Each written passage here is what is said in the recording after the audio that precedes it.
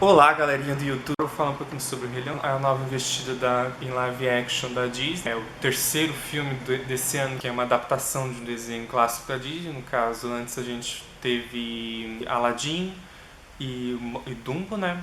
E ainda vamos ter Malévola 2. O filme do Rei Leão eu particularmente gostei muito. Acho que não preciso nem falar spoiler, porque acho que a maioria já assistiu o filme, né?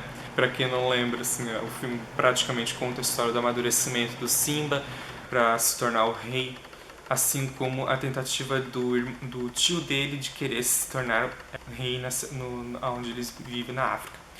E assim, eu não me considero o maior fã do desenho, do clássico desenho da Disney, né? Mas assim, eu gosto muito do filme, porém não amo ele de paixão como muitas pessoas. O filme do Rei Leão, ele é mais ou menos uns 30 minutos mais longo que o desenho, mas ainda assim a gente não senti ele tão... Eu não julgo que não teve muita diferença, assim, acho que algumas diferenças assim bem sutis do desenho pro filme são basicamente assim pequenas extensões das cenas, como por exemplo na morte do Mufasa. No desenho o Scar diz a frase dele, né, vida longa ao rei, e apenas arremessa o Mufasa pro penhasco, né. Já na nova versão, ele diz a mesma frase, né, e não basta isso, ele ainda dá uma patada na cara do Mufasa, né, o que torna a cena um pouquinho mais interessante por causa do fator realismo que o filme tanto almeja, que faz mais sentido acontecer isso por causa dos leões e tudo mais, do jeito como eles se comportam na natureza e tudo mais. E realismo é a palavra-chave para essa nova versão da Disney para o Rei Leão. Os efeitos especiais do filme são assim impressionantes. Não tem como não assistir o filme e não pensar que aquilo dali chegar muito próximo de ser um documentário do Discovery Channel.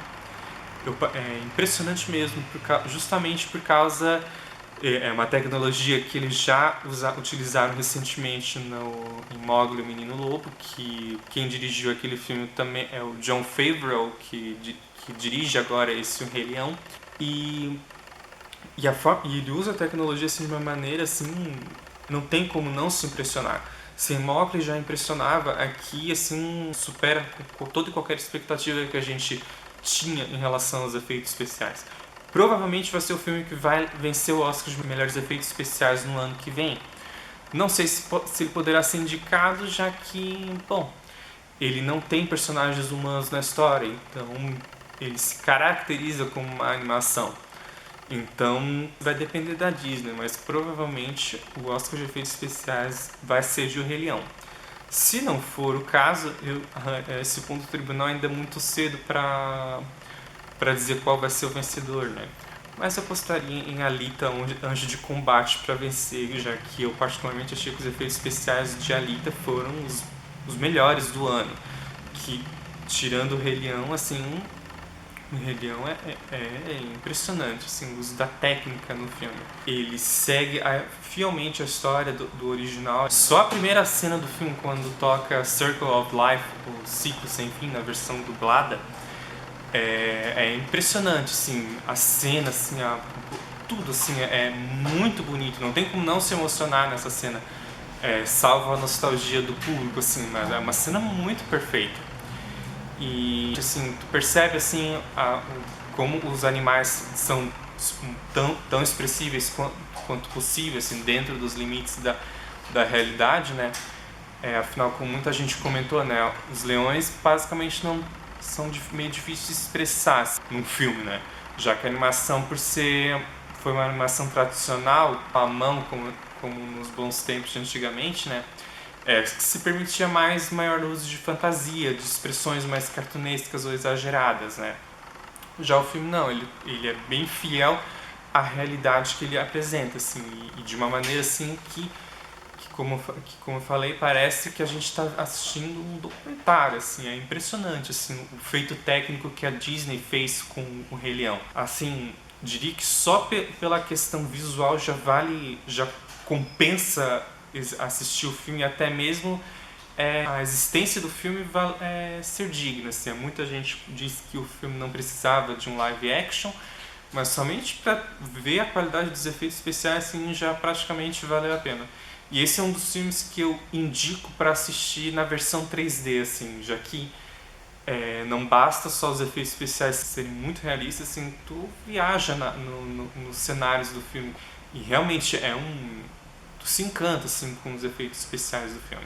Pelo que eu observei também, a dublagem do filme eu particularmente gostei. Eu lembro que eu revi o clássico da Disney na versão legendada, né? E tirando as dublagens do James Earl Jones, que faz a voz do Mufasa, e a do ator Jeremy Irons, que faz a voz do Scar, não considero uma dublagem memorável, por assim dizer.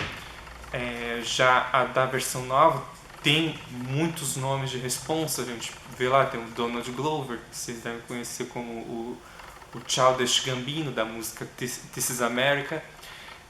Tem a cantora Beyoncé, o James Earl Jones reprisa a voz do Mufasa, e tem também o Seth Rogen, que vocês devem conhecer como as diversas comédias, como Ligeiramente Grávidos ou Superbad, que ele faz a voz do Pumba. A parte disso, assim, eu achei a dublagem do filme também normal, a versão legendada, né? Eu não conferi a versão dublada em português, mas a dublagem do Chiwetel Ejiofor, acho que é assim que se fala, que vocês devem conhecer como o Mordor em Doutor Estranho, ele também foi indicado ao Oscar de melhor ator pelo filme 12 anos de escravidão.